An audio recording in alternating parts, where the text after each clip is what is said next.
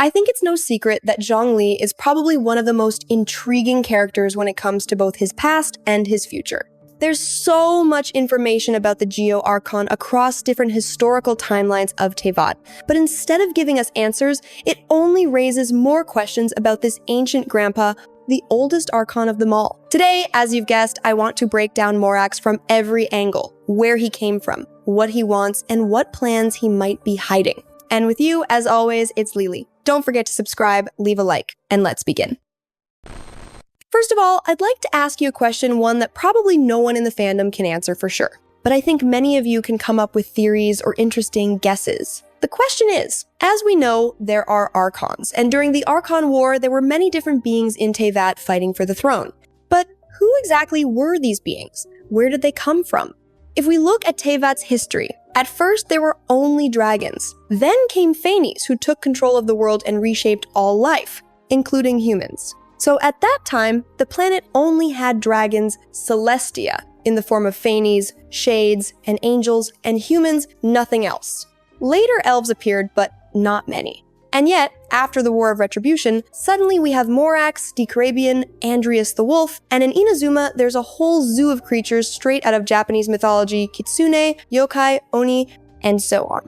Not to mention other gods like the goddess of salt, the Adepti, and even the dust goddess Guizhong. Who are they, and how do they suddenly show up in Teyvat and take control of territories? There are two possibilities. Either all of these beings were creations of Nibelung, or during the War of Retribution, the Sky Dome was breached, which is quite possible, since that would also explain how fragments of the moons fell through. Because of those breaches, maybe a horde of aliens entered Teyvat, perhaps even Makoto and A among them. That could also explain how young Morax arrived in Teyvat. But these ideas are a bit too conspiracy heavy. After all, how could so many different beings suddenly appear in just a few thousand years? Which, by the scale of the universe, is nothing, and considering Teyvat is on the edge of the galaxy where life is rare, it's unlikely random beings just dropped by. That's why I lean toward the theory that all these beings were created by Nibelung to protect humanity and guide its development, just like angels once did. Think about it. Decarabian shows up in Teyvat and says, "Oh, green meadows and humans. I'll build my city here and rule over the surviving tribes."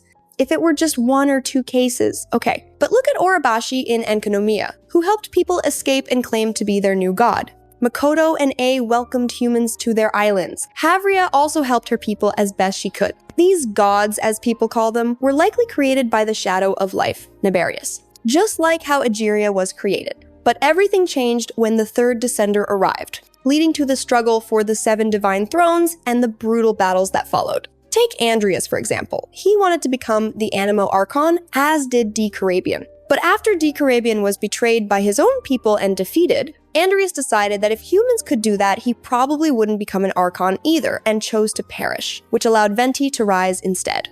Remus was the #1 candidate to become the first Hydro Archon, but it didn't work out for him. In Sumeru, apart from Rukkhadevata, there were hardly any better candidates. The same goes for Inazuma. As for Liyue, there were 2 clear candidates, Zhongli and Guizhong. This theory can be indirectly confirmed by the Inazuma storyline. Before the events there, Morax said that A was the closest to Phanes. He meant that what she did within her nation mirrored what Phanes had done to the entire planet. She closed off Inazuma from the outside world, just as Phanes created the false sky. This line from Morax tells us that he knows Teyvat's past, even the era before his own birth. Of course, he's an Archon, but it feels like there's another side, apart from Celestia, that Zhongli is connected to. The fact that all gods originate from the Shades is reflected in Morax's own hands, which resemble those of Asmodee, and his love for cubes and everything with 4 corners is well known. Some might say, well, he's an Archon appointed by Celestia. But even the Archons themselves admit that Celestia only gave them Gnosis, which in reality doesn't grant much power. So these cube-like hands and inherent love for geometric order likely came from his original nature. Another hint that all these gods were indeed created by Nibelung. Now let's look at the other Archons and how they rose to their positions. Venti emerged from elemental energy, perhaps by the will of humans or through Astaroth, who heard their prayers and gave shape to the wind. We still can't say for sure. He took his body from a young bard. As for A and Makoto, we also know very little about their origins. Did they emerge from Electro itself? Maybe. But in reality, they arrived in Inazuma, subdued the local creatures, and became its deities. Rukkhadevata was an avatar of Irminsul. In other words, she was times Irminsul itself. Egeria was created by Niberius. Xbalanque was a human. The White King was an elf, a descendant of the creations of the First Angel and the Stranger. So, Venti, Rukkhadevata, Egeria, and the White King were all created by the Shades to varying degrees. I'm pretty sure Makoto and A have a similar story, but I can't prove it yet. That leaves Xbalanque as the only Archon who wasn't divine by origin. Could Zhongli be a similar exception? Unlikely, because we know of his godly power, he was capable of reshaping mountains long before becoming an Archon. This raises deeper questions. Long ago, before the destruction of the two moons, they were under the rule of Thanes. After their fall, fragments rained down on Teyvat. We also know that when a moon maiden dies, she leaves behind an artifact, the Moon Pearl. An artifact of eternal moonlight capable of seeing the past and present. There was also an artifact of the Frost Moon before Columbina's birth, though we don't know its power. And there is the smallest rainbow moon, whose artifact is still missing and whose purpose is unknown. Furthermore, there was a fourth moon that failed to materialize and instead crashed into Teyvat, forming the Chasm. This is a very important piece of lore, though it only indirectly relates to Zhongli. However, the rainbow moon may well be connected to Rex Lapis. We can't prove this yet, but there's something else everyone seems to ignore. As we know, besides the three moons there was, and likely still is, a sun in Teyvat's true sky. Very little is said about it compared to the moons. What we do know is that the three moon sisters loved the dawn's light. That is, the being who embodied the Sunday. But during the War of Retribution, they had a falling out, perhaps over the solar figure himself. Maybe after this sun boy died, the sisters quarreled further. In any case, they all perished, leaving only one survivor who locked herself in the Moon Palace and never came out again. Interestingly, this survivor was the Maiden of the Frost Moon. How she eventually died is unknown, but since Columbina was born, it's likely the previous maiden passed away. It's possible Columbina is a new physical manifestation of the moon, or perhaps the writers simply retconned older lore, who knows. As for the sun's death, we have no record. But if we assume he died in that war, it's logical that the solar chariot, his artifact, fell into the chasm when Zhongli was still young. If the sun's death followed the same pattern as the moon maidens, he would have left behind a relic. Could the solar chariot itself be that relic? Very possible. Could young Morax, driven by curiosity, have gone to investigate and accidentally gained the sun's power? Definitely possible. But for now, it's all speculation. Still, we can't ignore the Chekhov's gun that is the solar chariot. Clearly, it's meant to tell us something important, but right now, we simply don't know enough about this solar figure. What we times do, times know, is that Zhongli has some mysterious connection to the sun and the moons.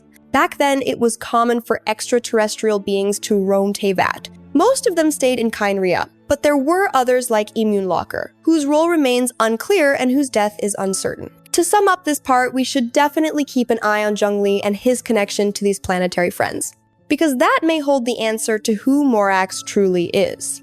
Now, a few words about the contract that Morax called the contract to end all contracts. It's possible he made it with the Tsaritsa, but does that make sense? Probably not. More likely, he made it with a higher being, one of the Shades. The best candidate is Ronova, who has already made deals with Xbalanque before. But what price will Morax have to pay for such a contract? That remains a mystery. Finally, let's clarify the many names of the Geo-Lord. His first and true name is Zhongli, as revealed by the story of the Guili Assembly, where Morax and Guizhong each took one character from their real names to name the assembly. From Guizhong came Gui, from Zhongli came Li. Simple logic hence. His real name is Zhongli. Rex Lapis was and is his title, given by the people of Liyue long ago. It means the god of contracts, commerce, and wealth. Morax is the name Celestia gave him when he became an Archon. Not surprising, considering Phanes seems to love the demon names of Goetia. Exuvia, if I pronounce it correctly, refers to his dragon form. Of course, he has many other titles as well, but those are the main ones. To conclude, our Geo Grandpa knows far more than we've been told. and knowing that he is also the deity of Liyue, essentially a stand-in for China. And it's safe to say that the developers won't casually diminish their native character. Instead, they'll likely make him even more of a gigachad, a key figure for both lore and future storylines. So let's wait for Hoyoverse to reveal more about this incredibly important character. And with that, this has been Lily. Don't forget to subscribe, leave a like, share your thoughts in the comments, and keep watching to find out where all the maps end.